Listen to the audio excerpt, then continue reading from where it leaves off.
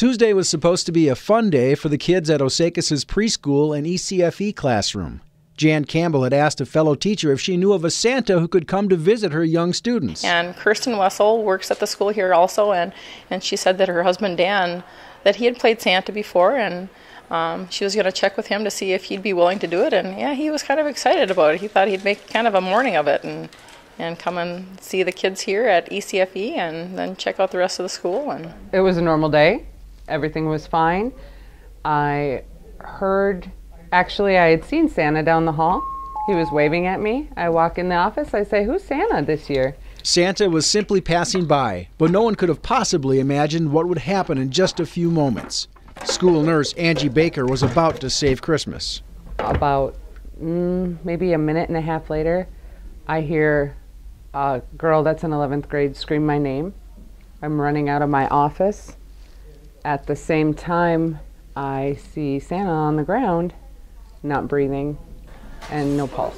Santa had suffered a cardiac arrest only a few steps from the nurse's office, and precious seconds meant the difference between life and death.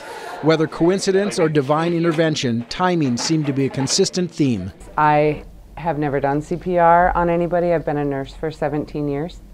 We just had a CPR class 3 weeks ago that we did a refresher course. We showed our AEDs and how to use them. That AED, or automated external defibrillator, was the tool Angie used to bring him back. The AED advised a shock, shocked him, kept doing CPR, and Santa came back.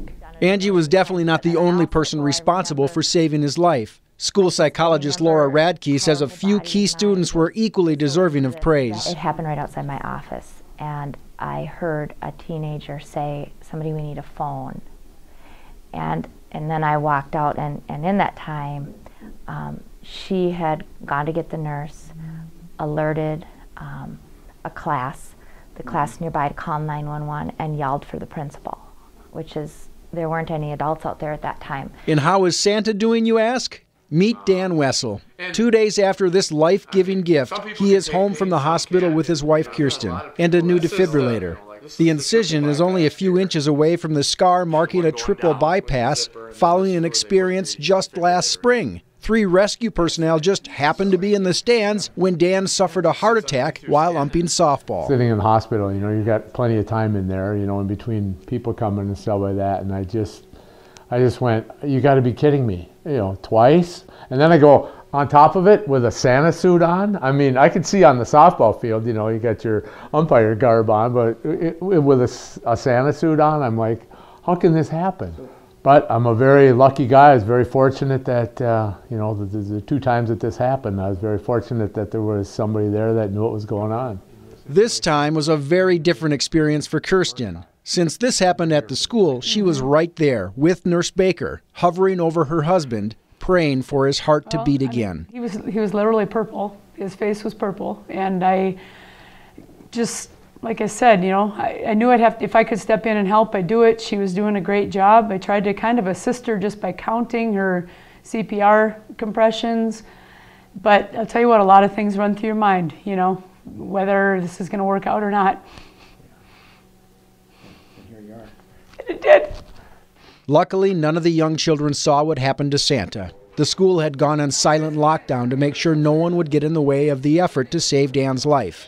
It's made the entire staff very aware of the importance of being vigilant. Always be prepared, and you never know when something will happen, because I really thought this would be the last place that I would ever be doing CPR at a school, especially on Santa Claus. For the Wessels, they will celebrate Christmas this weekend with their kids and grandkids.